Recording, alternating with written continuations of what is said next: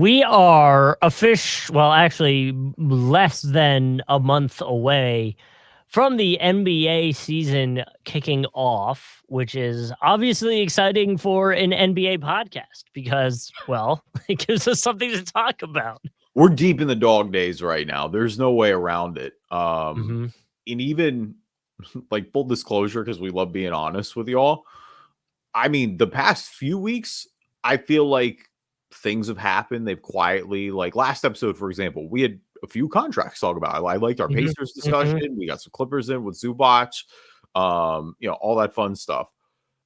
Man, like barely nothing has happened this week. Like we're a week later and almost nothing is going on. Like the show will go on. We're gonna have some fun.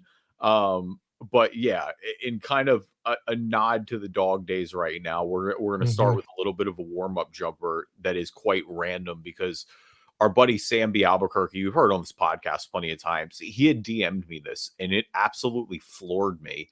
And off mic 2 episodes ago, when our guy Andy Jordan was on, he and I talked about it, and I didn't record it. I should have recorded it, honestly. So I want to bring it to you because we had such a good conversation, and you have genuinely no clue what I'm talking about right now. No, So I'm a little nervous, I think, here. oh no, it's completely fun. It's just like a wild what would you rather be scenario, or I guess in this case, who would you rather be scenario. And so it's real simple. There's nothing more to think about right now than just straight up what career would you rather have? Damian Lillard's career or Jrue Holiday's career?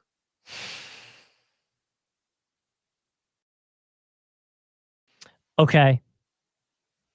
I'm going to say Dame. Mainly because the level of fame is higher. Okay. I think. At least more consistently higher than Jrue Holiday's. Now, I do appreciate Jrue Holiday's career and everything he's done, but I'm going to say Dame because the highest of the high from Dame feels like it was higher than Drew's, and I know both of them are still kind of like having their career, but I think when it's all said and done, Dame will still be the more recognizable name.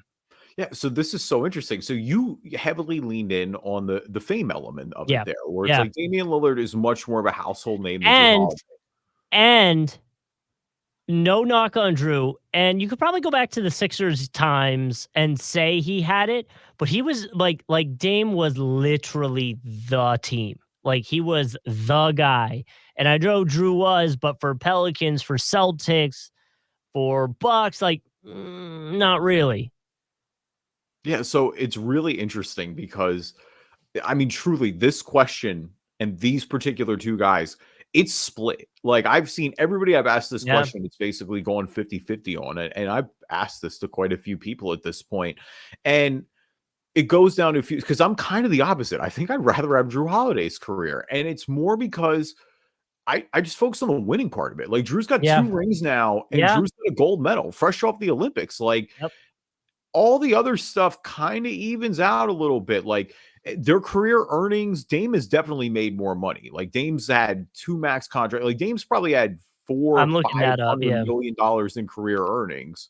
Jrue Holiday's had like 200+ million in career earnings at this point. So it's not like he's exactly like out here standing in the breadline or anything like that. Or he was, maybe it's 10-15 million, something like that. Like their career earnings are pretty close.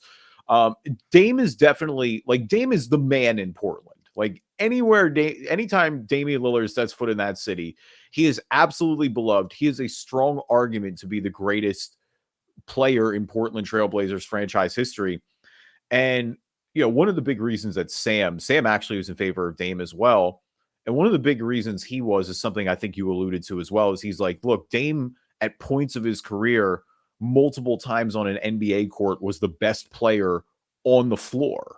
Like there's something about just being the best player on the floor a lot, where you're right. I don't think Jrue Holiday, maybe in the Philly runs early on and maybe at points of the Pelicans tenure, but even for the Pelicans tenure and Anthony Davis, a lot of it, like there are points where Jrue Holiday, while great and while probably a borderline Hall of Famer at this point, on the championship teams, he definitely was like the 2 or 3 option there.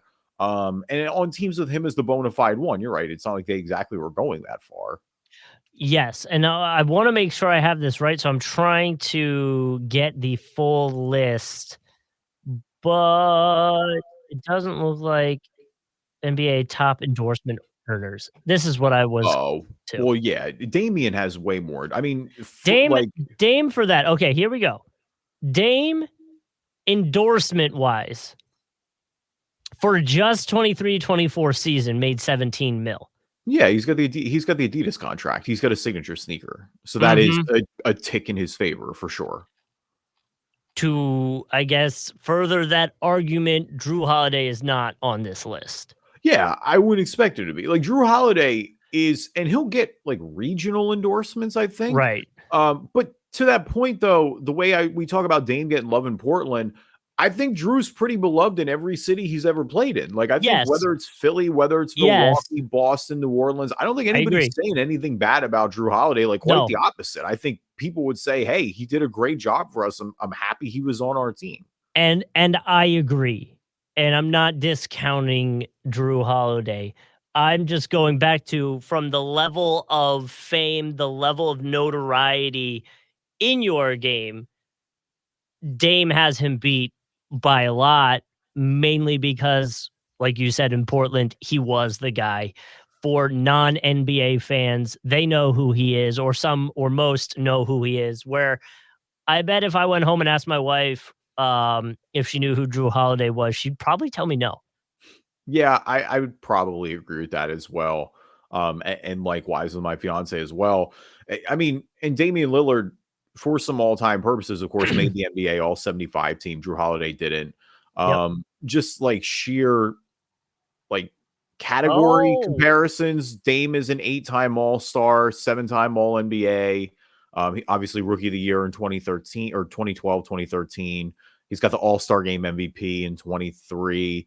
Jrue Holiday's a 2-time All-Star, 6-time All-Defensive. But again, he's got that 2-time NBA champ. Like, that's the one thing Dame does. If Dame had a ring, this wouldn't even be close. Like, I want to, like, for some comparison, I'm leaning Jrue right now. But everything you've said about Dame is right, though. But, man, I want that ring. I just want to win. If I'm in the NBA, I want to get one while I'm there. I get it. And I understand that. I lean fame in that argument for whatever reason. Take it for what it is. Maybe it makes me a bad person or something. So if you hit the lottery, like if you hit one of these like crazy Mega Millions jackpots, and so you would would you be anonymous, or would you be like out here and about like, yo, I'm Justin, I got all this money, I'm doing stuff like this now? That gets my fame, and maybe that's why I like Jrue. Where I'm like, I get that money, you are never seeing me again. I'll do his podcast because I like talking to you, but that's about it. What's his name? What's the guy that? Oh shoot, he's essentially just famous for being famous. Oh, how much time do you have? No, he went to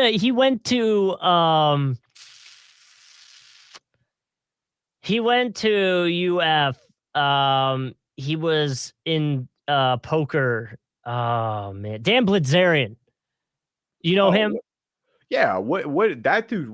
I don't know what he does other than like... exactly. So like, I would want people to know I'm super rich. So it's like, follow me and watch me do stupid rich stuff. You know what I mean? Like, I don't think your wife's sticking with you. I'm like, you got no shot with him like Dan Blitzerian. Watch me do some stupid rich stuff on my social media. Daughter now. I don't know if you want to be acting like that out here.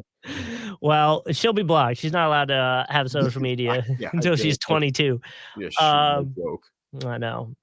So there's no way to prevent that, but like that actually is one of the like boomer takes that I agree with. Is like kids definitely don't need to be on. Didn't they just try to ban it till they're 18 or something? They did in Florida. I think they signed a bill. I don't know, man. And it's so hard. It's just like, how do you actually ban it?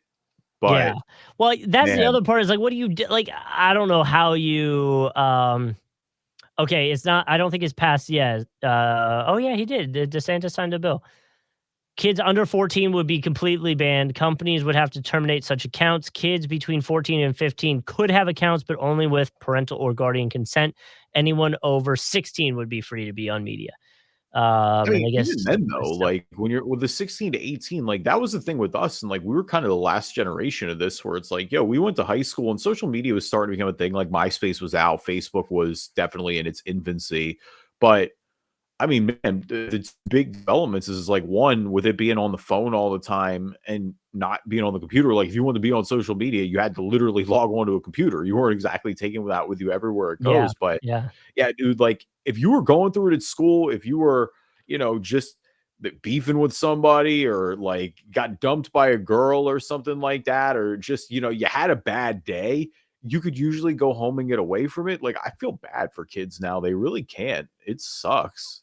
Yeah, I agree. And, you know, even like breakups nowadays, like you break up with somebody, but you still follow them on social media. So there's a little part of you that has to see the rest of their life for however long. I actually had that with an ex that we dated in high school. And the other day I saw them post about something and I was like, why am I still following you? Like we haven't talked in 10 plus years.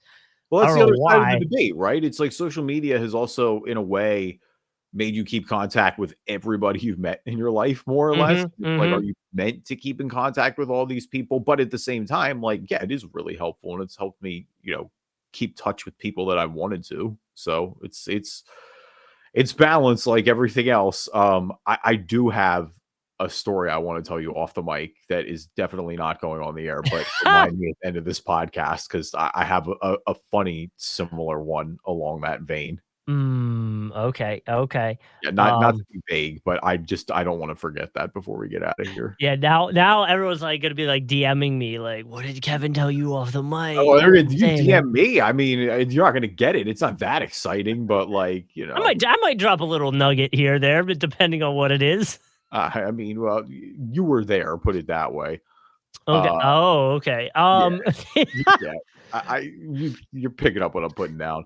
Welcome everybody to the Drive and Dish NBA podcast. My name is Kevin Rafuse. Joining me as always, my co-host Justin Cousart. I don't have a tweet, but I do have the NBA 2K25 top 100 players ratings that was announced. I realized this as we were talking. This came out last week, so we have something to talk about.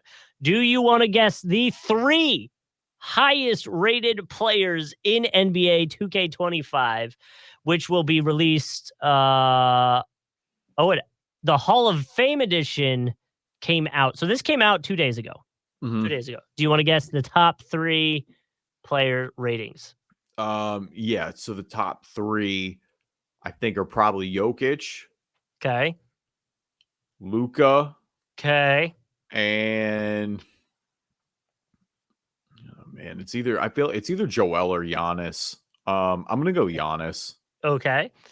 And what do you think they're all tied, same rating. What do you think they are? Oh, what they give him like 98, 99. I think they're giving 99s a lot more now. So what they got 99? They're all 97s. Oh, okay, okay. I listen, I can appreciate that. And then there's two players rated at 96 right below them. That's SGA and Embiid. SGA and Embiid. So I got the three that are 97. You got it correct. Yeah, you Okay, got it cool. on the Oh, point. all right, nice. Yeah. Yeah, Embiid being good for SGA being there. I don't know if I agree with SGA being over. Like, I guess I gotta think, but like SGA over Tatum, are we there?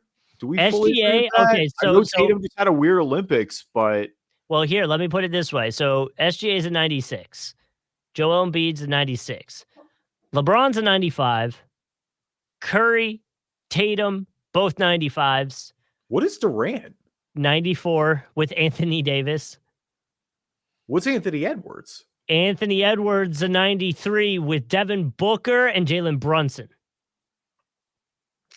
They should be up. Brunson's maybe fine at a 93, but Book and Ant should be up after the Olympics. Yeah, but the problem is, like if you're gonna have them up and you still want that distance between some of these guys, who else do you move up, you know? But either way, working our way down the list, 92s, we got Donovan Mitchell, Jaylen Brown, Kyrie Irving, Kawhi Leonard. Wemby is the only one rated at a 91, and your last two players rated over or in the 90s would be Hallie and Ja Morant. Okay.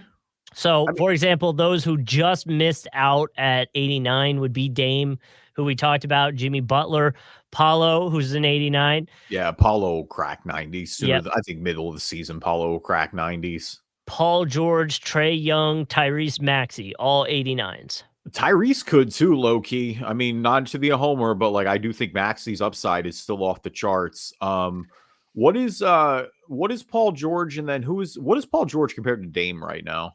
Paul George is an 89. So him and Maxey are the same. So, I mean, in theory, you got 3 guys on the Sixers that are almost 90s or in the 90s each. Then you said Paul George, or who else were you looking for? You were looking Dame. for It's Dame. Dame is also an 89. Okay. I don't know. It's tough with Dame right now too, because like they had a bad year last year. Jrue Holiday, who we talked about just for continuity's sake, is an 87 overall. Tied with LaMelo, DeMar, Chet, Porzingis, Jamal Murray, Jaren Jackson Jr., and that's it. LaMelo's kind of an improvement year. We're not going to talk about that this podcast, but LaMelo's kind of I really want to see. He needs to prove that he's a centerpiece going forward here for Charlotte.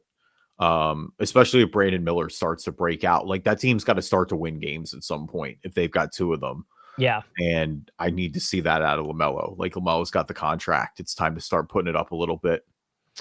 Just because I know we're going to talk about him a little later, Rudy Gobert's an 85. James Harden's an 84. Tied with like an Aaron Gordon, CJ McCollum, Jarrett Allen, Miles Turner. That's fine. When you put those Van names Vliet? in context, Van Vliet's probably getting a little bit of a legacy bump still. OG Anunoby, Bridges, Jalen Green are also 84s. I don't know. I feel like Harden's above those guys. Man, at this point, I don't know. It's tough. That's fair. That's he's fair. still a great passer. Yeah. That sounds so passive aggressive, and it's not meant to be. Well, let me see. James Harden. We just know what it is. Like Harden's a good playmaker. He occasionally is still like his efficiency from beyond the arc is higher than it's ever been. He just doesn't take the volume of shots that he did in Houston. Like he's not the number 1 creator guy anymore. I'm trying to see what he did per game last year. 16.6 points per game, which is definitely down. Obviously, we know that. I'm trying to see effective wise. I mean, percentage wise, still decent. 38% from 3, about 50, 54% effective field goal percentage. I don't know. Like percentages are still there, but like you said, the amount of shots has gone way down. I mean, he was averaging 13.2 3-point attempts in 2018, 2019. He's down to like 6. Yeah.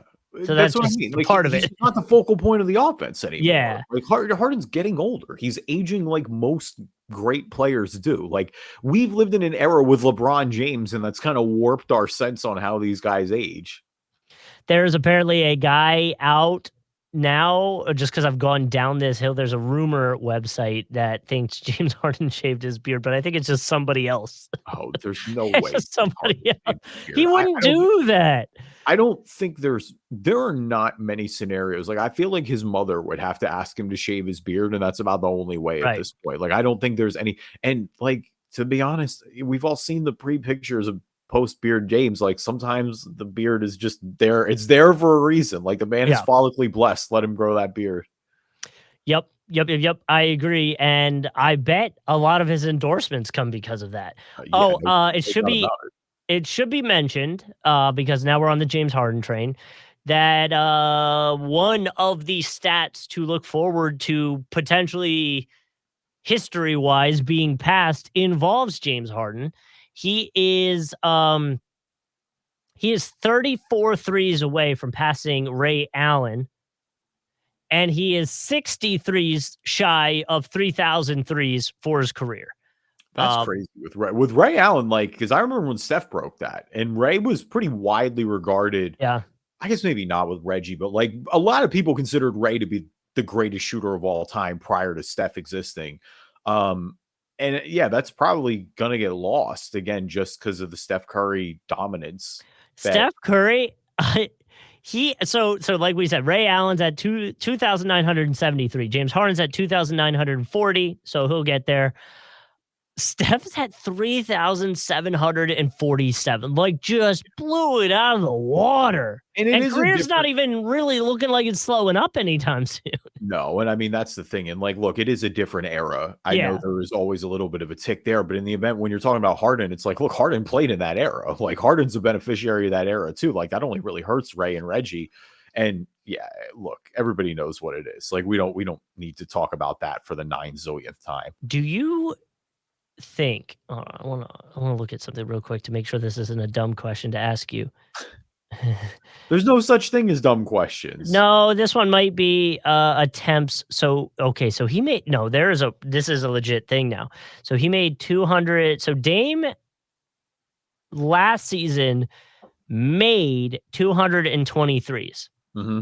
According to this tweet that has the screenshot of the threes ranking, right? Steph Curry's number 1 at 3,747. Ray Allen's at 2,973. James about to pass him. Dame is right behind at 2,607. There's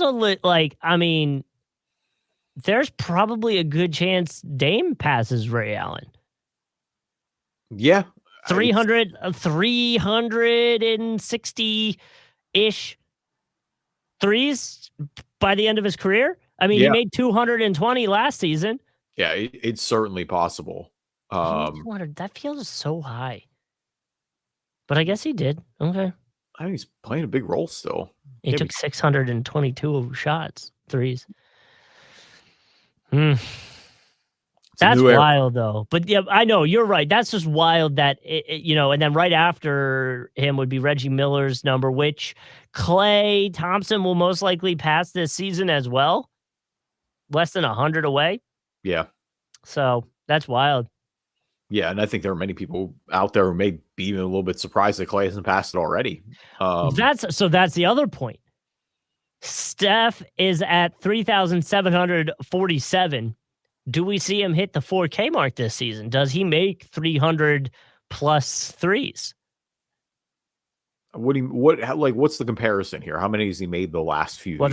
I'm pulling him up right now. Steph Curry, let's see. Okay, so last year, as it loads, his totals were 357. Okay, so probably it seems like a lot, but it feels. I mean, Curry's different, like I said. Yeah, that's his second highest totals in a season, except for 15-16, where he made 402. Yeah. And he actually was way more efficient in that season. Like, he almost took as many last season as he did in that season. He took 876 shots in 23-24, made 357. In 15-16, he took 886 and made 402. Yeah, I mean, that's just way more efficient. But yeah, man. So like, he's probably going to pass that. Yeah, he'll probably. That's crazy. So next season we're going to have James Harden pass Ray Allen and probably get into the 3K mark. Dame Lillard potentially gets close, but we might need 2 seasons for him to pass Ray Allen. Steph gets into the 4K club. Klay Thompson probably passes Reggie Miller. So that top 5 for 3-pointers is all over the place. Yeah, a whole lot of shooting going on. A whole lot of shooting. I like what's the Always Sunny Danny DeVito, and I came out, and so I just start shooting. There's that episode last season where it's like he shoots everybody in the gang, he finds a different way. Oh yeah, dude. I'm telling you. Yeah, I can't wait for that to come back. I know they're filming right now. Leave us a review on iTunes, good or bad. We'll read them on the podcast. If you're not an Apple user, Google Play Store, Spreaker, Spotify, TuneIn, Amazon Music, Player FM, anywhere you get your podcasts, you can find us. And we're on YouTube. We got video versions of the podcast. If you want to check them out, just find us, Drive and Dish NBA, on YouTube. You can watch a video version of the podcast. Vlad Father actually commented back to us saying, congratulations on 10 years. So this would have been a few episodes ago that he's watching. He said, I've been listening since 2015. So he's been listening way back when. He said, when Tim was still on the pod, you guys are the best. So we appreciate that. And yeah, man, we've been doing it for a minute. Yeah, I mean, the episode counts as we're close to. You talk about all those 3-point records getting broken. We're close to 1,000. We're not quite there yet, but No. we'll be sooner than later, assuming everything keeps going. So that's not a subliminal. My bad. That sounded way more like dark and ominous than it meant to. We're all good. There's no like underlying tension here or anything like that. Oh, damn. Well, you're trying to subtweet. I'm telling you stories off the mic before, and now I'm going to sound like it's Friday. We're in a good mood. The Eagles are back tonight. I did have something random to mention on the podcast, but I like actually basketball related, and it just completely went out. So if that pops back in, we'll get back to that here sooner than later. And now a word from our sponsors. So there are some rumors going around the NBA for whatever you want to take them as, feel free. I'm taking it as this team will now be in the play-in tournament. There is some rumors that Mike Malone and the Nuggets front office don't see eye to eye. And I don't know if that is like he's just taller than them or like there's some decisions. He's a big dude. I know. But it's like there are some decisions apparently that are being discussed that are not agreed upon. And you wonder how much does that leak into the team and the locker room. This all happened because Zach Lowe said on his podcast that there are rumblings that the coaching staff and front office don't see eye to eye in Denver. So,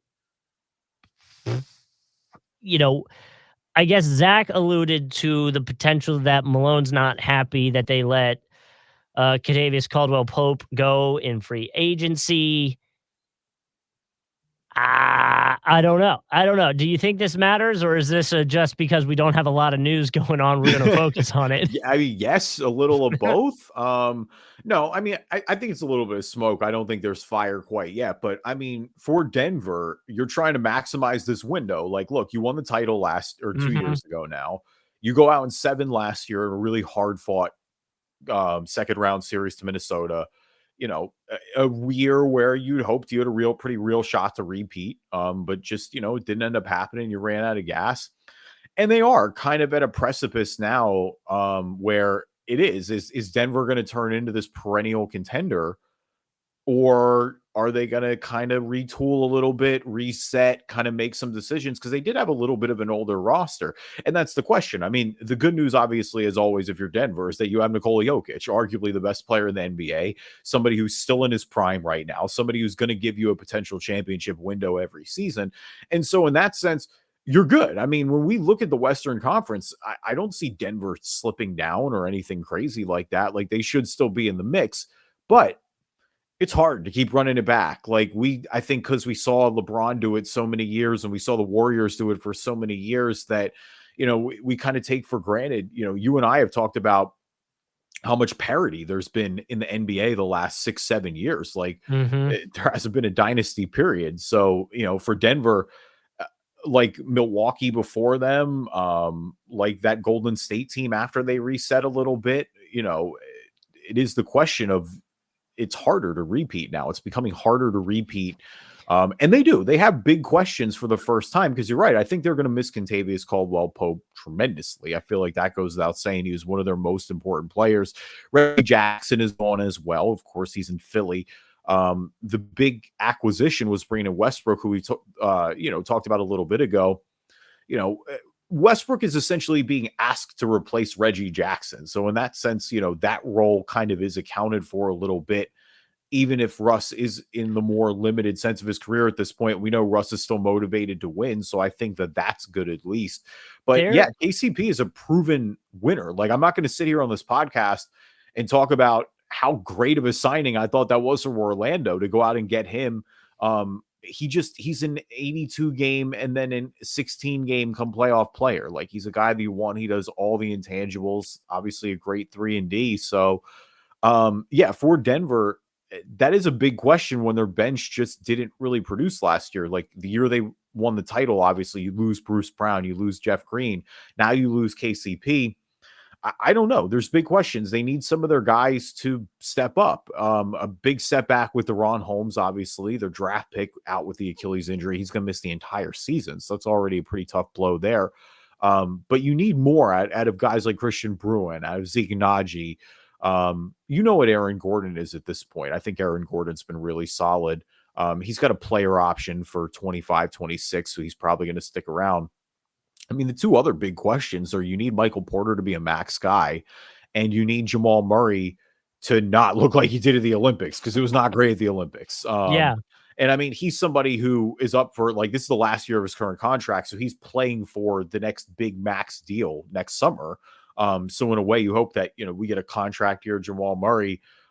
He is 27 at this point, so he's still going to cash in the prime of his career.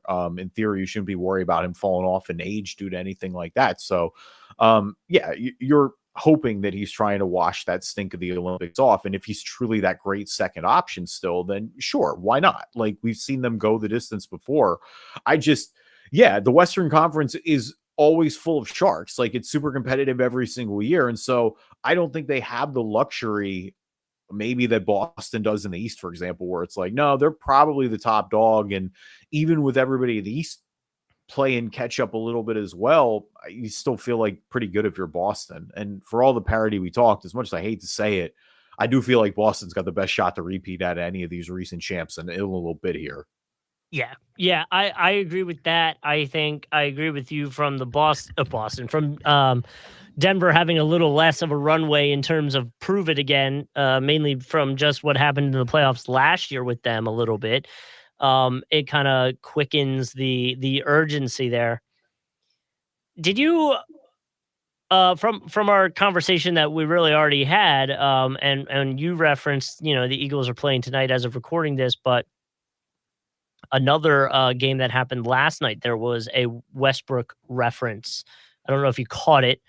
Ryan Clark called Lamar Jackson the Russell Westbrook of the NFL. I did see this, actually. And he said that when he and Dame Lillard went head to head and it got emotional, talking about Westbrook, he couldn't make his shot.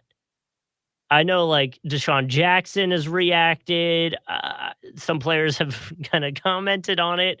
I want to get your opinion on it. I know it's kind of football, but it at least still was an NBA comparison, and people were talking about it. So it's interesting because, I mean, you're right. Like, his whole thinking is that it reminds him of prime Russell Westbrook, where it's like Russ would just have so many individual moments of greatness, and he would do things where you're like, how on earth does he does that? Right. But then just would have every once in a while just an inexplicable brain fart that would potentially cost you the game. And that was the question with Lamar. Obviously, they've both been respective MVPs of their league. I mean, I'm just not there yet. Like, in both accounts, like, Russ was a big part of a team getting to the finals. Lamar was in the AFC Championship game last year and lost to Patrick Mahomes. Like, I feel like we're being harsh on them because they can't beat the Chiefs. But can anyone beat the Chiefs? Like, the Chiefs, the way they've dispatched these teams in the past few years, like, you've had great squads. I mean, the last two Super Bowls with the Eagles 2 years ago, with the 49ers last year, like, I think both those teams were as elite as it gets, and just Mahomes finds a way. Like, look at all those Bills squads. Look at the Bengals with Joe Burrow. I know they were all banged up last year, but I don't know, man. It's like Brady retired and we got Brady 2.0. It's kind of just, the margin for error is there. So I don't know if I'm fully there yet. Like, Russ, those teams always felt like they had a ceiling. Like, I'm not ready to say the Ravens with Lamar had a ceiling. Like, it feels like their ceiling is still winning the Super Bowl. Yeah. And surprisingly, Dame and Westbrook have played each other 17 times in the regular season, and their numbers are very close. Westbrook's got them in rebounds and assists a little bit, but for the most part, everything else is pretty close.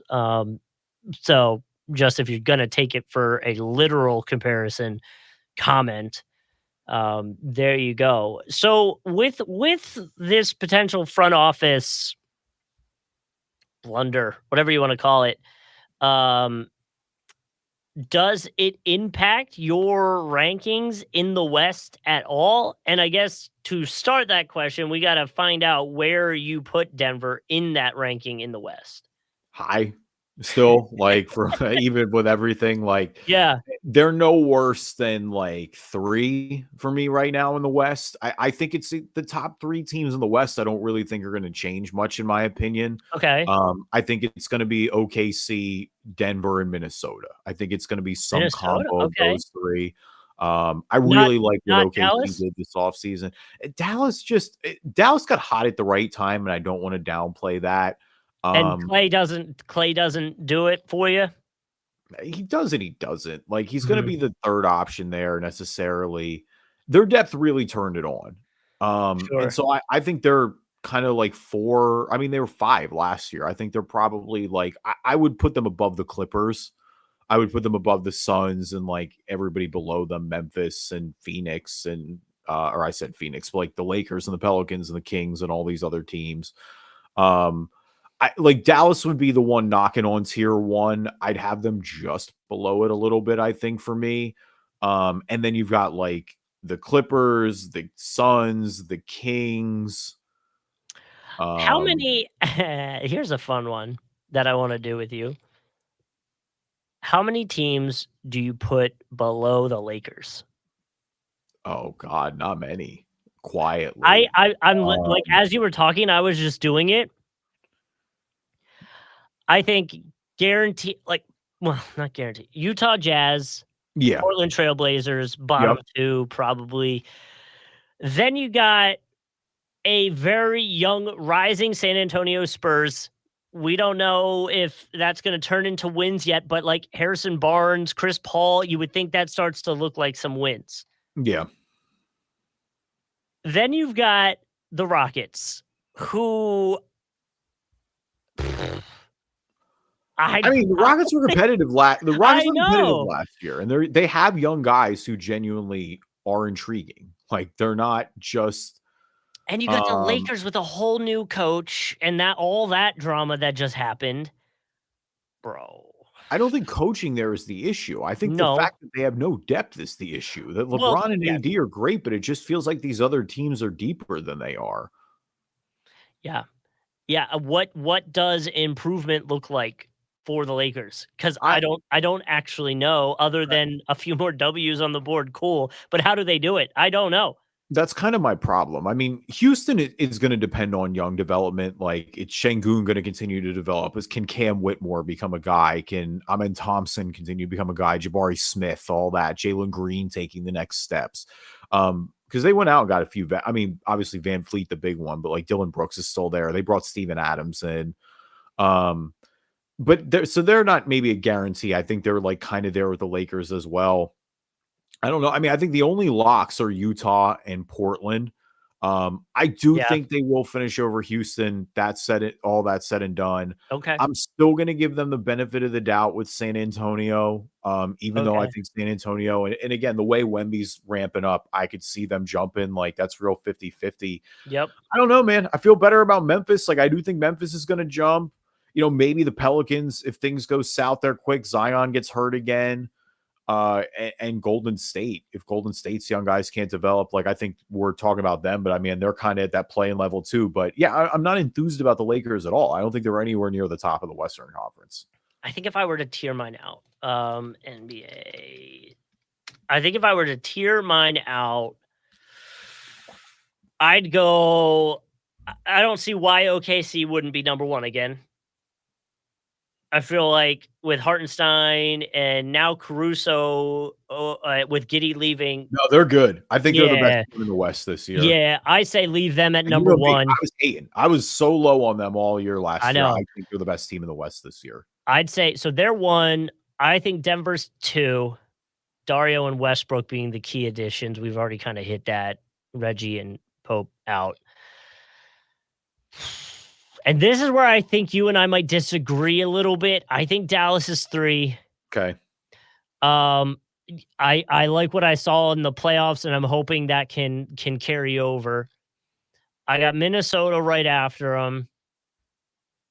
Not far behind that, probably the Suns, and that feels like a slight to have them at. I think that's 5 at that point, but they haven't really inspired much. Yeah. No depth. Um, They have no depth. no.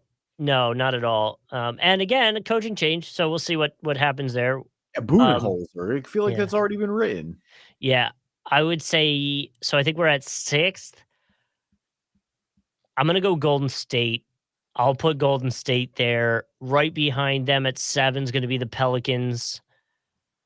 Feels So you're bad not that as high on Sacramento with the I was road. gonna say I feel bad that I just slighted the hell out of Sacramento because DeMar DeRozan, but you like to me, DeMar DeRozan and Harrison Barnes is just like a flip flop, if that makes sense. Oh my goodness. Just Jesus. That is so wow. That might be one of my least favorite takes from you ever. That is such a massive upgrade and such a slight to what DeMar DeRozan does for them on the offensive end. Like, it doesn't I make the know. Kings better, like, at what they were bad at last year. That's the argument, is that it's Well, like, look, that's the I Kings, they guess need more what you're scoring, right. they needed more defense, but like Harrison Barnes is kind of like, I don't know. He's just very there, I guess, at this Right. point. Like, he's solid, but like DeRozan's still getting buckets. At the end of games, DeRozan can get you a bucket in a hurry. He was dragging those mediocre Bulls teams. Like, oh, don't do that to D Rose. Yes, points wise, yes. Regular season stats wise, yes. I get what you're saying, but in my mind, it doesn't feel like a significant change in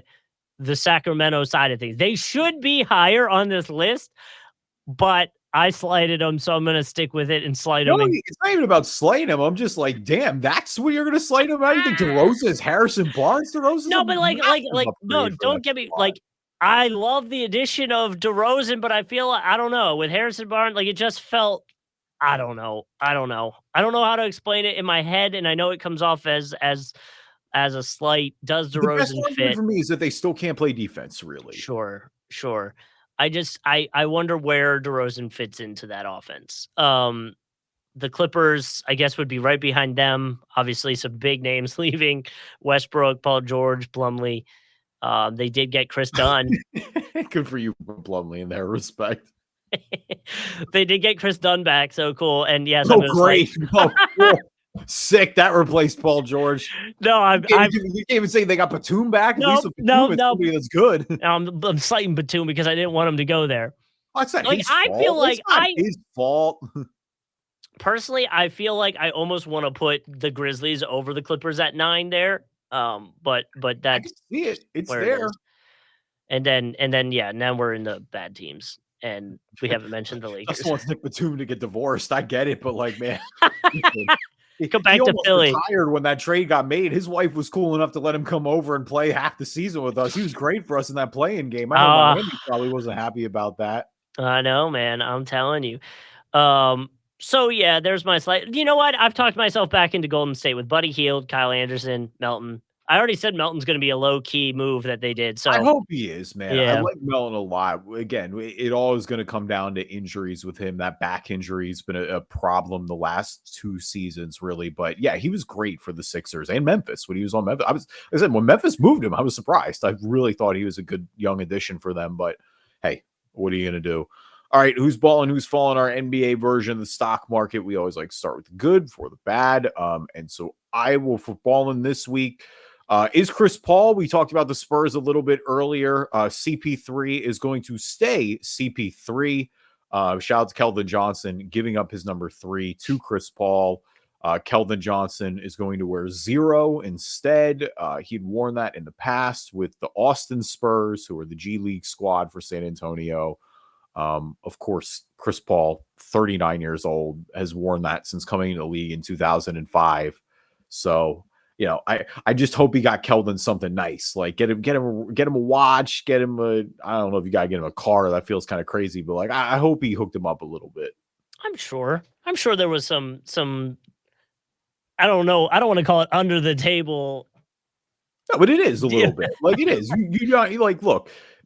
Keldon Johnson is not going to drag this fight out. It's Chris Paul. Like it's not somebody where it's like, yo, you've been doing that jersey forever. Like Chris, you got to just kind of take it on the chin here. But it's like, yo, Chris, or whoever like the vet may be. It's like, hey, you still, help the guy out a little bit here. Like he's doing you a favor. He's being cool about it. He's not trying to fight you and be difficult. So like, yeah. And Keldon Johnson's been in the league now for a little bit too. It's not like he's just some rookie either.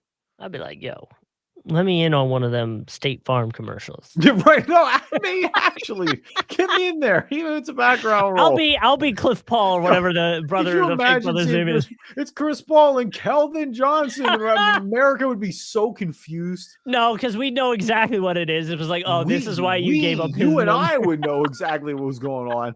The NBA Reddit would know what was going on. I don't know if casuals, they'd be, you know, be like, what is happening and who is this? Down in San Antonio, they always get the HEB market ads. Those are always the best one. The big supermarket down there, but they always do the local ones with, like, if you ever want like a entertaining montage, go watch like Tim Duncan, all his HEB commercials.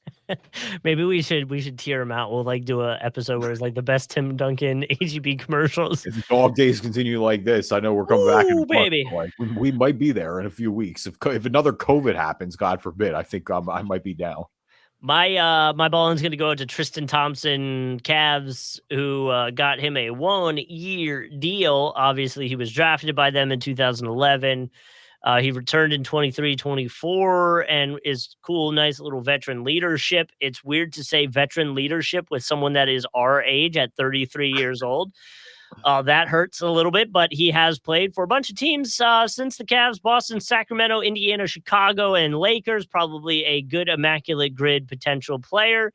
Yeah. Last season played 49 games, averaged a whopping 3.3 points and 3.6 rebounds. Wait, you remember that Lakers stint, right? That Lakers stint was wild. They signed him at the end of the year, and he made an appearance in the postseason. He hadn't played the entire season. Like, that's what's so crazy about Tristan Thompson's, like, and good for him, again, getting these like late veteran contracts. He's just going to be depth behind Jared Allen and Evan Mobley. It's not like he's going to be playing a ton. No.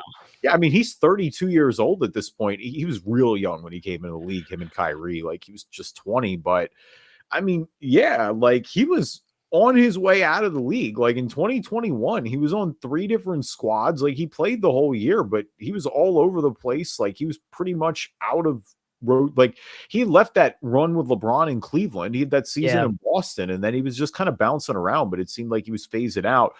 You know, that little Lakers run got him the deal with the Cavs last year. He played 49 games for them, and now good for him. Like, he's got himself, again, he's at the point where every one of these deals, like, you're not expecting him to play major minutes. Like, he's already had a good amount of career earnings. Like, again, 10 plus year veteran at this point. Like, Tristan Thompson's had an objectively successful NBA career, but like, good for him. And probably even that lingering, just that championship bump with Cleveland, playing the major minutes for them on that squad, like being able to extend his career here a little bit late. So I'm going to transition it to falling for us. Okay. Mainly because of this one Reddit comment who said, this is becoming, quote, Nickelback level of hatred. In reference to the hatred that the NBA community and players and social media seems to have for Rudy Gobert. And this all is brought up because Shaq was, again, talking some smack. And he essentially said Rudy Gobert and Ben Simmons are the 2 worst players of all time. A reference them how much money they're making and all that stuff. Rudy Gobert has since responded to that video that Legion Hoops posted. Said, it's sad to see someone that has accomplished as much as you did, Shaq, both in sports and business, and still be triggered by another man's finances and accomplishments. I get the entertainment part, but unlike other folks, you don't need that stuff to stay relevant. Since then, Shams also mentioned he voted for Rudy Gobert for Defensive Player of the League, and Udonis Haslem and Mike Miller had some reactions that implied they thought it was hilarious. So is it just the funny / popular / cool thing to do to hate on Rudy Gobert, or is there legit stuff here? I agree with the hating on Ben Simmons. I mean, you and I get where that's coming from, but Rudy's at least a productive member of an NBA team and a good defensive guy at that. Yeah, Rudy's so hated that he's underrated now at this point. Yeah. Like, I understand the concerns, but like, he's been one of the better defensive players in the league for a while now.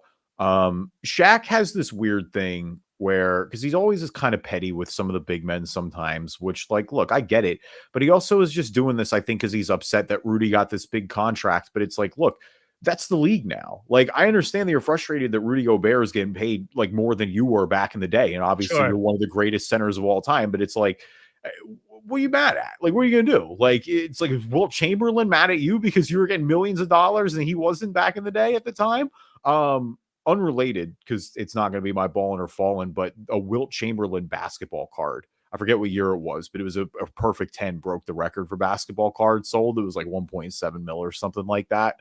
So anyway, just random fun fact while we're here. And it doesn't help, like, that objectively one of the weirdest moments, it's got to be a top 5 weirdest moments in sports, is the COVID stuff with Rudy Gobert touching all the microphones, and then literally like an hour later the whole world being shut down.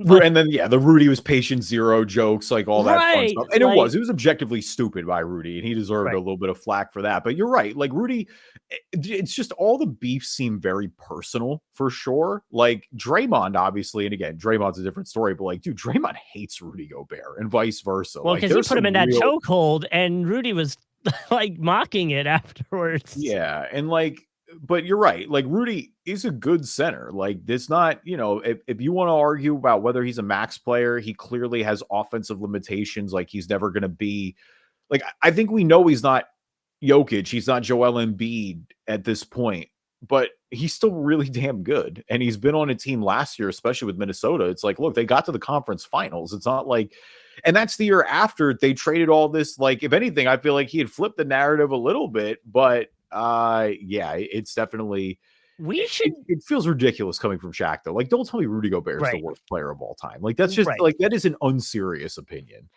I, just off the comments that are happening on Reddit from the Rudy Gobert hate, someone said we should create a list of players that are not hated but really should be hated more. Mm-hmm. And number one on this person's list is Tony Parker. He said, I wish Tony Parker got hated more, to be honest. Watch his documentary and you'll see how big his ego is. He literally cheated on his wife with another teammate's wife, which is crazy. Yeah, dude, that was crazy. I mean, it was with Brent Barry. He cheated on Brent Barry's wife, and they still won the title that year. And it was even crazier because it was on Eva Longoria. Yeah, he cheated on Eva Longoria. That's crazy. But yeah, Tony Parker, the other random Tony Parker fun fact, and like, it's not really a fun fact, but I guess it is if you think he's a bad guy. You remember when he almost lost his eye in that fight with Drake and Chris Brown? Drake and Chris Brown got into that fight in a nightclub where they were throwing bottles at each other. Yes. And like, obviously glasses flying everywhere. And dude, a slice of it like hit Tony Parker, right? Dude, he was really close to losing one of his eyes that night. That's so wild to me. That's such like a random, like caught in the crossfire like moment for an NBA player. Like, they'd be linked forever. Tony Parker's just there minding his business. He's not involved in that fight at all. Yeah, no, I agree. We should go into like biggest or worst teammate moments. Like, that would be on there. Like, the swaggy P, Iggy Azalea one's up there. That's not even in comparison. No, but it's up there. I mean, their relationship ended probably because of that. Sure, but like, bro, there's a way difference between, like, there's an ethical argument that D'Angelo Russell did the right thing. I'm not saying I would have done that, but I at least, like, there's a moral case there. What Tony Parker did, there is no moral that, like, you were wrong there. That's definitely number one. I mean, there's mad other people getting punched. I mean, Michael Jordan punched Steve Kerr. Draymond punched Jordan Poole. Oh, right. That's another one. Yeah. That one's near the top. That one is high. And I mean, because some could argue that like ruined that whole team for that year. Like, that really messed everything up. I think that did ruin that team for that year. And maybe depending, we don't need to relitigate that, but it was bad. All right. Falling for me this week is the Sixers potentially, or their future in Philadelphia, I should say, potentially, as Camden and New Jersey are trying to lure them across the river. For those who geographically are not familiar with Philadelphia, the Delaware River is the boundary, and then with the state of Pennsylvania as well. And then on the other side of the Delaware River is New Jersey, and Camden is right across the river. That's actually where I go to school at right now in Rutgers in Camden. there's that whole area, like there's the arena there, there's the aquarium there, there's the Battleship New Jersey there. Like there is plenty of space for the arena to go. Like the Sixers practice facility is already in Camden. They moved that a few years ago. I saw Dave Matthews Band there. Yeah, no, dude, the venue's big. They have huge concerts there. Yep. Like, and so one of the, this comes amid the debate. So right now, the Sixers share an arena with the Flyers. They want to upgrade it. Where the arena is located currently is in far South Philly. It's where the Philly Stadium is, where the Eagles Stadium is. But it's all pretty much outside of the city. So there's a lot of parking. The train runs down there for the Broad Street line. But it's all kind of like you can go to a game and you don't have to necessarily like be in the middle of Philly.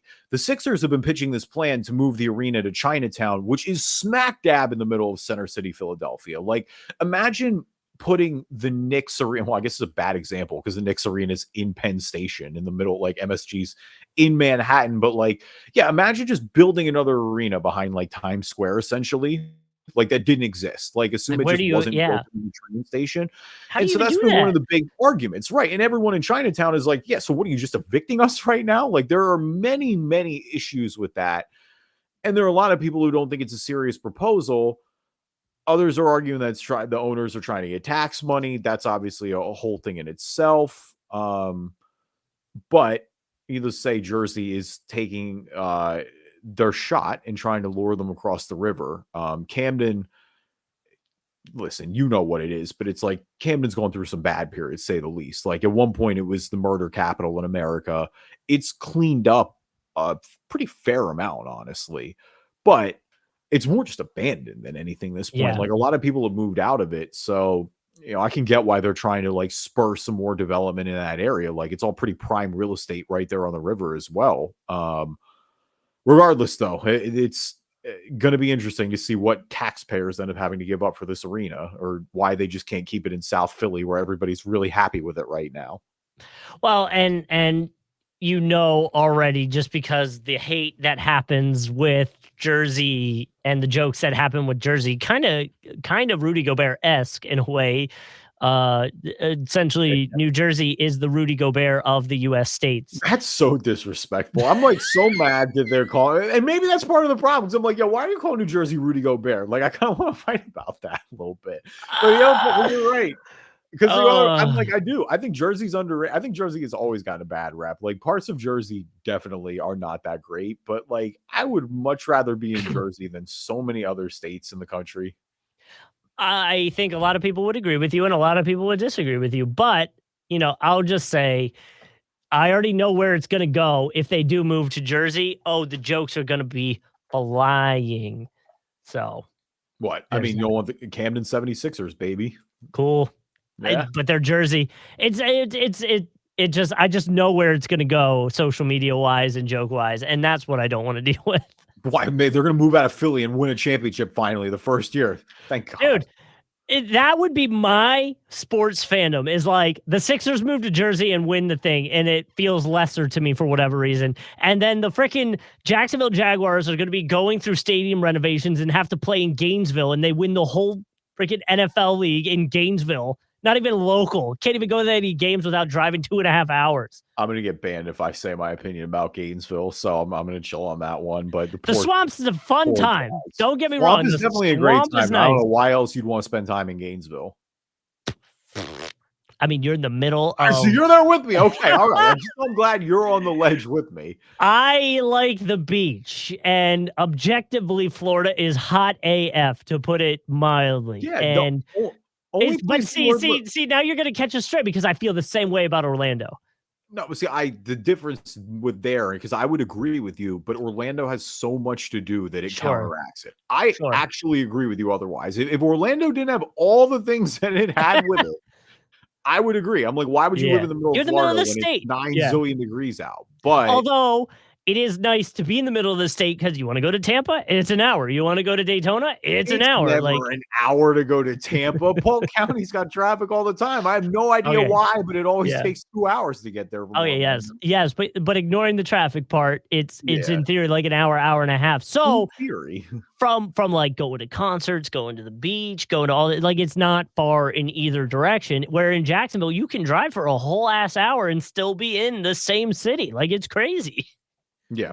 I did that yesterday. I went to San Marco, which, by the way, the flooding down here is so bad. I had to turn around 3 different times trying to get out of downtown because my Honda Civic couldn't go through the water.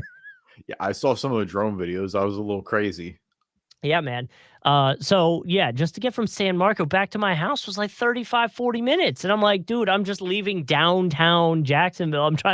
I'm still in Jacksonville, and I drove for 45 minutes. So yeah, that sounds like Jacksonville. Yeah, so there you go. All right, should we play some Immaculate Grid? Let's do it. I'll pull it up here. Oh, well, it would help if I clicked the right button. Hi, Justin. It would help if I clicked the right button. For anybody watching on the video, I just turned off my camera. So there you go. This podcast being over an hour is an actual miracle, by the way. I cannot emphasize behind the scenes how much of a miracle this is right now. Oh, man. For those who are watching, you can always watch the Immaculate Grids on YouTube. Just search Driving to NBA podcast. For the podcast listeners who are slugging through this with us, our columns this week from left to right are the Knicks, are the Nuggets, which is fitting for this episode, and Hall of Fame. Our rows from top to bottom, the Pistons, the Kings, and the Rockets. So, Justin, I'll start with you this week. What do you think? Oh, this one's actually a little harder. These are like 3 teams that I definitely pay attention to the least, and that shows earlier the episode when I slated the Sacramento Kings. DeRozan, does he work? No. Nope. Okay. KJ McDaniels from the Sixers went to the Rockets. Did he ever end up with the Knicks? I don't think so. Obviously, Hall of Fame will be fine. I don't know enough to bet on it, but like I don't recall him playing for the Knicks. He was the first person I went to in my head.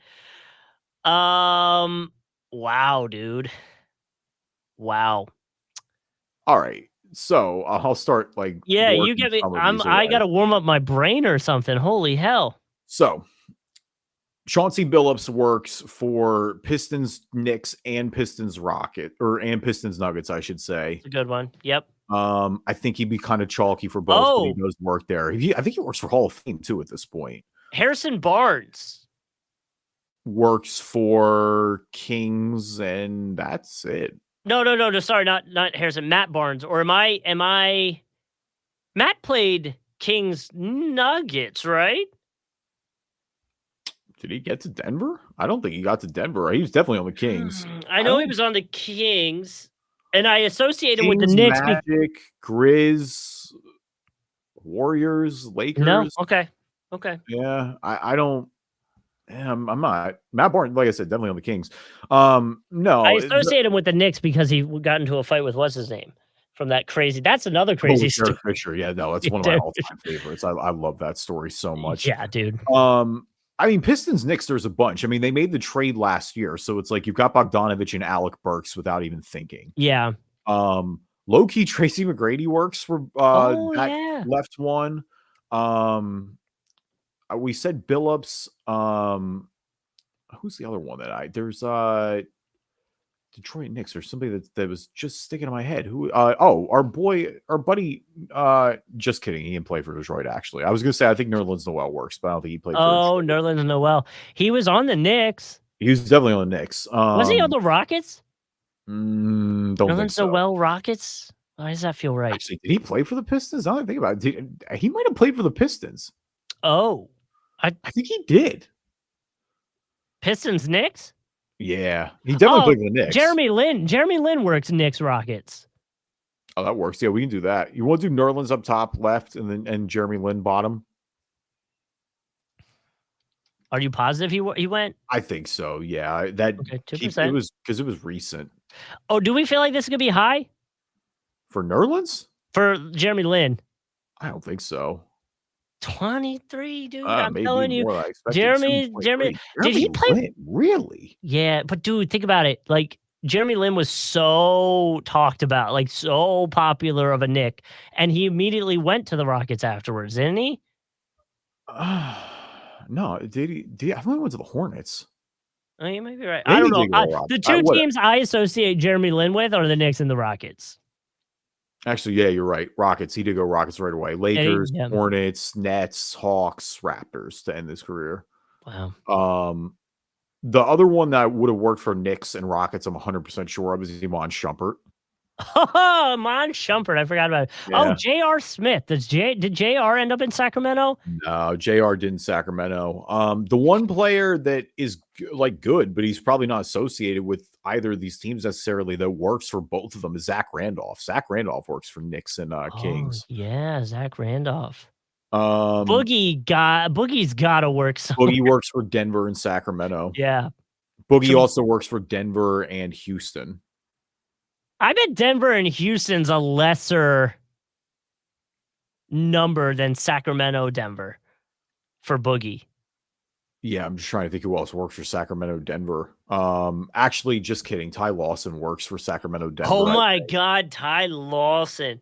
Yeah, he was really good, but he couldn't get out of trouble, couldn't stay out of trouble. Yeah. All right, so let's do Boogie for Jeff Green works there too. We use Jeff Green for everything. Yeah, Boogie down here. Yeah, use Boogie at the bottom because he's not like super affiliated with any of those teams. It was late in his career. Cousins. Yeah, 3%.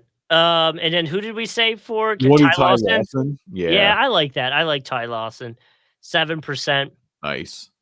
Okay. You know who I realized works for Piston? You might have already said it. Allen Iverson. Yeah, Iverson does work. I haven't said it. Definitely works there for sure. Should we go Pistons Hall of Fame, Allen Iverson? I would. I'd be down. Should we? Because that's like there's so little chance. Yeah, I mean, the obvious ones are Isaiah Thomas and Ben Wallace. And that's what I mean. Yeah, I would go Iverson there. I'm down with that. That's so funny. Watch it be like, 3%. Yeah, 3%. Hell yeah. All right, for the Kings Hall of Fame, I mean, the one I think that will be the most popular is Chris Webber.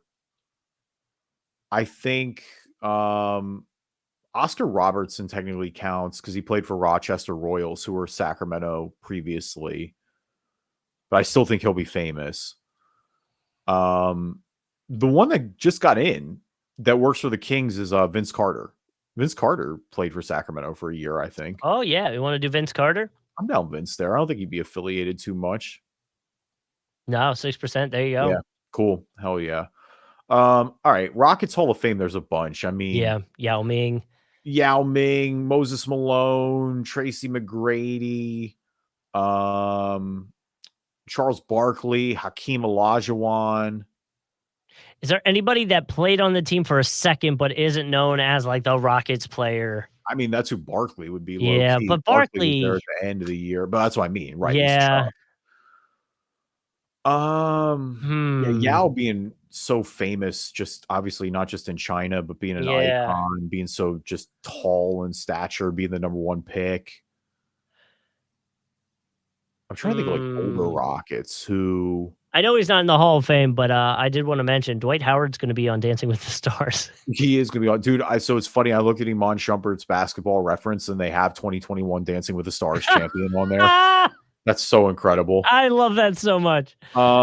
Dude, know who honestly might sneak on to Houston that I think will be lower that's Hall of Famer because people associate him with Portland, but he won in Houston. Clyde Drexler. Clyde the Glide, 90s icon, won the title with Hakeem in Houston. CLYDE. Oh, why? Clyde, let's do it. Yeah, I think he'll be the 10%. God, his hairline's there. Poor guy. Poor dude. It's brutal. All right, Nuggets, Pistons. I know a Morris brother works. I just don't know which one for Pistons. Oh, Marcus would have worked for Pistons and Knicks. I don't think Marcus played for the Nuggets. I think Keith did though. Marcus has been all over the Eastern Conference mostly, and the Clippers. Right. Um, Did you say Reggie Jackson already for Nuggets, Pistons? no, but he definitely works. Yeah. Reggie Jackson, I think he'll be higher, honestly. Yeah, it would definitely be higher. Actually, we just talked about it. Kentavious Caldwell-Pope. He does work there. Yeah, Kentavious Caldwell-Pope starts his career. He absolutely works there. But That's a good one. I also feel like that might be high. I don't think Keith played in Denver. No. I don't he's been in a lot of places. He played in Detroit. I don't think that helps us. No. Okay. Right, so who we got? We got Billups. We got for which one? For Nuggets and Pistons? Yeah, for who else did you just say? KCP, Kentavious Caldwell-Pope. Okay. I said him. I said Reggie Jackson. I feel like anytime there is a Pistons team, I put Ish Smith on there because he's probably going to work. He did play in Denver. Ish is always a darling. I thought I had Wilson Chandler in my head for a sec, but I don't think he played in Detroit. He definitely played in Denver. I don't think he played in Detroit. There's a I'm trying to remember his name. I feel like there was a bigger, he was a Sixers guy. I just can't remember his name. He ended up on both teams, I think. No, you're definitely right. No. Oh, Jeremy Grant works. I don't want to use him, but he works. Of the guys you mentioned, I'm leaning KCP.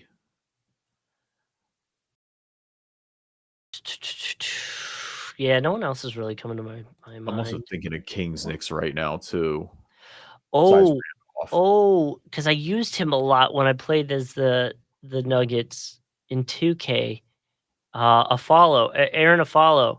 Oh, he played a lot. He played a lot of games for both teams. I'm pretty sure. I used to be jealous of Aaron Affollo, dude.